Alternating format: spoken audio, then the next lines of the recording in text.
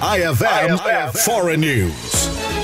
Itinanggi ng Beijing ang mga akusasyon na isang aktor mula sa gobyerno ng China ang responsable sa cyber attack na nag-target sa US Treasury Department at tinawag itong walang basehan.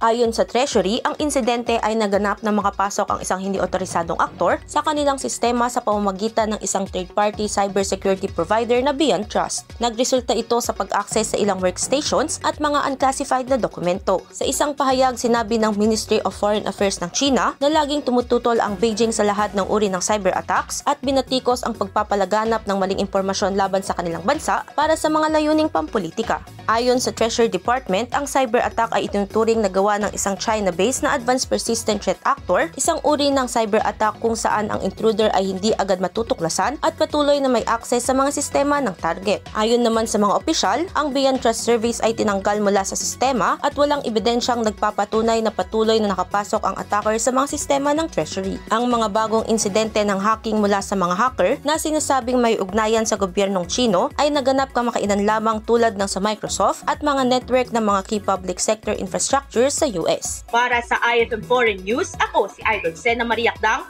Idol!